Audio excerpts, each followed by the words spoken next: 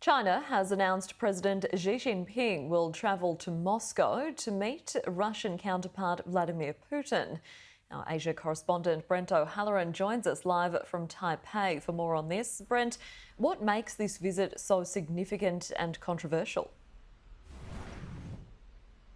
Christy, it is a significant announcement. These two leaders are leaders of two nations which have really challenged the so-called rules-based order of late, and they'll meet next week. President Xi will be in Russia for 3 days, from Monday to Wednesday, at the invitation of President Putin. They're set to discuss China's peace process plan for the Russia-Ukraine war and sign a few bilateral deals. Remember, around 13 months ago, President Putin declared the Russia-China friendship was one of no limits, and Chinese diplomat Wang Yi visited Moscow last month.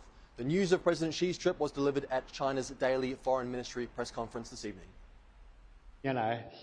In recent years, President Xi Jinping and President Putin have maintained close exchange. They have charted a course and provided guidance for the sustained, sound and steady growth of China-Russia Comprehensive Strategic Partnership of Coordination for a new era. China will uphold an objective and fair position on the Ukraine crisis and play a constructive role in promoting talks for peace. That reference to a comprehensive strategic partnership for a new era will surely worry much of the West. There's been widespread criticism of Beijing's perceived support for Moscow during the invasion of Ukraine.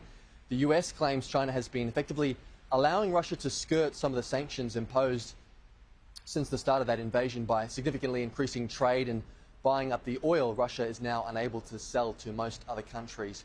The US also claims that China is considering supplying Russia with weapons for that conflict, an allegation Beijing denies. The Biden administration has criticised China over its attempts to secure peace in Ukraine, claiming its conditions would be too favourable to Russia, while Chinese officials are quick to point out that the US and UK have undermined past attempts to set up peace talks, as Turkish, Israeli and German officials have previously stated.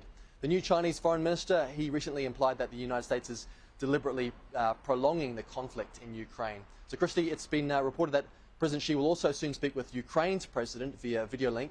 So it will be interesting to see what comes out of these Putin-Xi face-to-face talks next week.